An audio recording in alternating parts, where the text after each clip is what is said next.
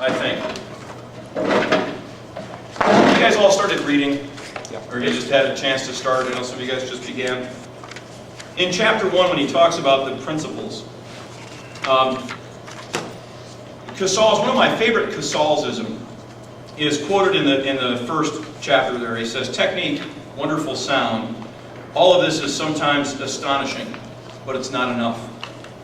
And he'll go on later to build this idea for you, that the pursuit of technique will never result in musicianship, ever.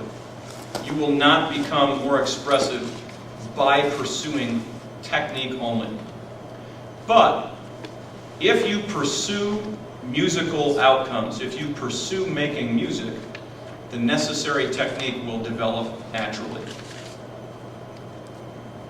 If you pursue making music, technique will develop naturally. Now, do you guys know the inner game of music or the inner game of tennis? Have you ever heard about that book?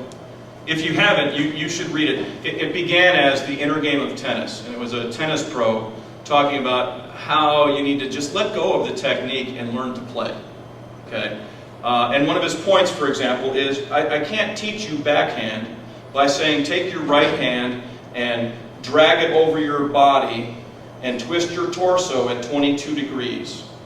And then lowering your hand by 10 degrees with a 5-degree up angle, make contact with the ball in the upper third quadrant of your tennis racket with 20 pounds of foot pressure, and follow through to where you want the ball to go. Now, we don't teach backhand that way. How do we teach it? Go like this. Right? Go like this. No, now, just a little lower here. Yeah, great. Now, a little harder, and we make the connection with the ball. We develop, through kinesthetic muscle memory and awareness, we develop what it feels like to do that backhand properly without overanalyzing and getting technical. Casals is basically saying the same thing. He's saying that don't pursue the technical aspect of what you're doing. Pursue the musical aspect. Have the concept of what you want to play. If you want the music to sound passionately, and you want it, and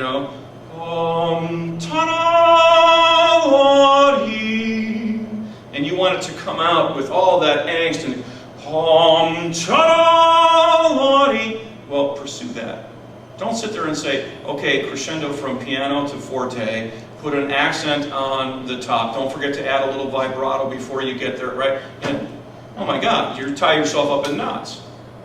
Isn't that why we ask musicians to sing all the time? It's not because we want you to be opera stars, it's we want you to internalize that thing that you want to do. And if I can get you to sing, ta-da, in fact, if I can get you to motion it, ta-da, wow, I know you're going to have meaning behind that, because this pleading, prayerful kind of a thing is going to come from what you sang. But how hard is that to do with young musicians? It's terribly hard. It's what? It's not choir, it's band. Yeah, it's not choir, it's band. I didn't want to be in choir, but you have to get to them to that point where they'll do it. How do we do that? Do it yourself. Yeah, model it. Model it and do it yourself and be encouraging and go, okay, bring this out. Because we want the music to sing out that way. It's the simplest way to get where we go. So don't focus on technique, focus on musicianship. The technique will follow probably naturally. And we get so tied up in technique. Some teachers are all about, this is my technique and you must learn my technique to do this thing. And isn't the reality that there are probably many roads? Now, there are certainly some bad techniques, right? I mean, there are some technique that is bad and gets in the way of your success, and we have to stop that. But I think by telling a student, no, we want a better sound, your sound is not quite where we want it on that note, and it might be your technique, try something different. Well, they might self-correct on their own. Now, great, what did you do? Get them to realize what they do, and then they'll learn that technique inherently, naturally. Talent is something that is natural and reoccurring in us. It's something that is natural and reoccurring that we must purposefully replicate.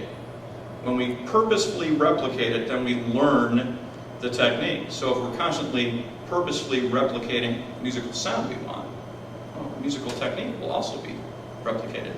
You don't get the sound you want, you didn't do it the same way.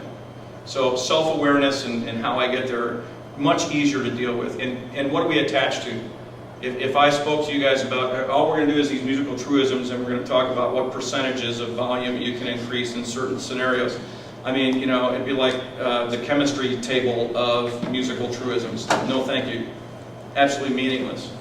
But we say, here are the ideas. Where can you apply them? Oh, here's a good example. Great. Are there others? Yes. Are they different? Yes. Always. Always different. And that's the beauty of music. So Casal starts with this idea, the first principle, which is called breath resonance or life motion, that music is meaningful. It's really what he's talking about. Music has life force behind it. It is not a mechanical endeavor, is what his point is, I think, there.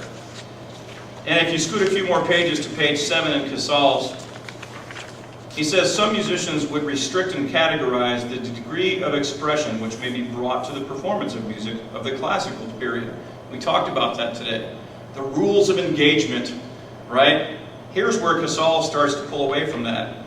Casals was not the person to withhold the first principle from any musical interpretation.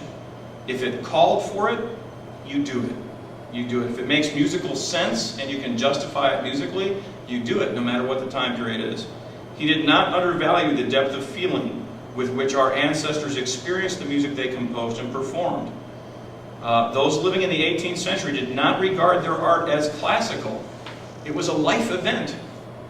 The term classical, we put on that after the fact. The historians called it classical and codified the rules. Don't think for one moment that the musicians of that period were limiting themselves in any way. They were being as expressive as they could be. And we get tied up in knots about performance practice, period practice. And I say music is music is music. And the reason that it lasts hundreds and hundreds of years is it adapts.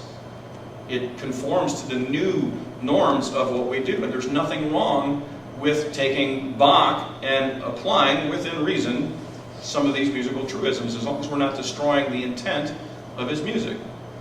He was pretty thorough in what he wrote. I think it's pretty hard to. Let's see here.